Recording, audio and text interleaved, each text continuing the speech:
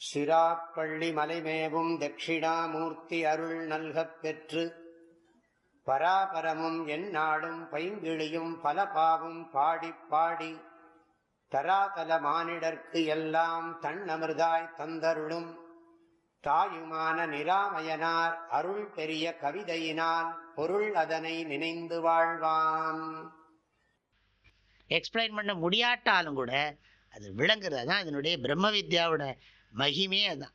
அதனால தான் நம்ம சொல்கிறோம் வழக்கத்தில் பெரிய பிரம்ம வித்யாகும் இது அப்படிங்கிறோம். பெரிய பிரம்ம வித்யாகும், இதெல்லாம் சர்வசாதாரணமாக பண்ண வேண்டியது. இதை போய் பெரிய பிரம்ம வித்யாட்டம் பேசுகிறேன்னா, பிரம்ம வித்யன்னா கடினம்ங்கிறது நமக்கு ஆரம்பத்துலேருந்தே தெரியுது. ஏன்னா அது ஆப்ஜெக்ட்லெஸ், அது ஆப்ஜெக்ட் கிடையாது. அதனால அது என்னென்னா வார்த்தைகளுக்கு எட்டாது.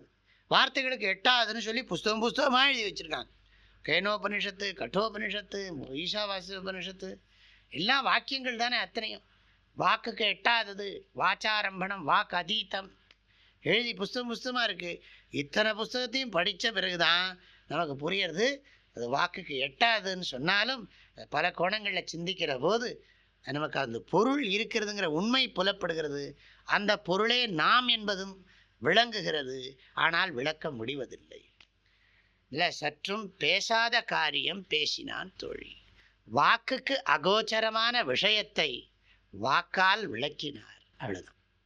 சொற்களுக்கு புலப்படாத அம்மெய்ப்பொருளை இவர் பரிமையில் எழுகிற வீடு என்பது சொல்லால் விளக்கப்பட முடியாமையின் அதை நேர்முகமாக காட்டாமல் துறவற இயலை கூறுவதன் மூலம் மறைமுகமாக காட்டினார் வள்ளுவர் அப்படிங்கிறார். நேர வீடு என்பது சொல்லும் செல்லா இடம் அப்படின்னு குறிப்பிடுறார் அவர். இல்லை, சற்றும் பேசாத காரியம் பேசினான் தோழி. ஆனால் இப்படிலாம் சொல்கிறதன் மூலம் என்னென்னா இன்னொரு சாதகனுக்கும் விஷயம் தெரிஞ்ச இன்னொரு ஞானிக்கும் இது புரியும். பேசாத காரியம் பேசினான். இப்போ இந்த பாட்டில் என்ன தெரிஞ்சுக்கிட்டோம்? குருநாதர் எனக்கு வைராக்கியத்தை கொடுத்தார், நல்ல ஆத்ம ஞானத்தை உபதேசம் பண்ணினார். அதனால் எனக்கு ஒரே ஆனந்தமாக இருக்குது. அதை எப்படி நான் விளக்கி சொல்லுவேங்கிறார்.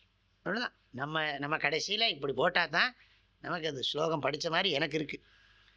பாட்டை படித்த மாதிரி இருக்கணும். இல்லாட்டி படித்தது என்னவோ மாறும். பற்றிய பற்று அற உள்ளே பற்றச் சொன்னான், உள்ளே தன்னை பற்றச் சொன்னான். பற்றி பார்த்த இடத்தே பெற்றதை ஏதென்று சொல்வேன், சற்றும் பேசாத காரியம் பேசினான் தோழி. அதான் இதெல்லாம் இந்த மாதிரி பாட்டெல்லாம் நம்மளால் எழுத முடியுமா? யோசிச்சு பாருங்கள். இதெல்லாம் இதெல்லாம் தெய்வீகத்தன்மையோடு இருக்குது. ரொம்ப அருள் தன்மை புதைந்திருக்கு. பேசா இடும்பைகள் பேசி சுத்த பேயங்கம் ஆகி பிதற்றி தீரிந்தே ஆசா பிசாச்சை துரத்தி ஐயன் அடியினை கீழே அடக்கி கொண்டாண்டி.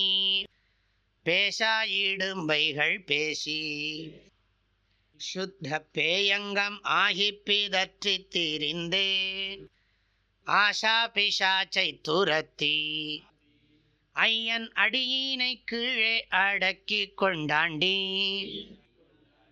சங்கர சங்கர சம்போ. இந்த பாடலுடைய கருத்துக்களை அடுத்த பகுதியில் பார்க்கலாம். ஹரி ஓம். தந்தை தாயும் நீ, என் உயிர் துணையும் நீ, சஞ்சலமது தீர்க்க வந்த தேசிக வடிவு நீ. உனையலால் மற்றொரு துணை காணேன், அந்தம் ஆதியும் அளப்பரும் ஜோதியே. ஆதியே அடியார்த்தம் சிந்தை மேவிய தாயுமானவனும் சிரகிரி பெருமானே. ஓம். தேனி வேதபுரி பூஜ்ய ஸ்ரீ ஓங்காரானந்த மகா சுவாமிகளின் அருட்குரலில் கற்பவை கற்போம் என்ற தலைப்பிலான தாயுமானவர் பாடல் விளக்கங்கள் நாள்தோறும் வாட்ஸ்அப் வாயிலாக அன்பர்களுடன் பகிர்ந்து கொள்ளப்படுகின்றன.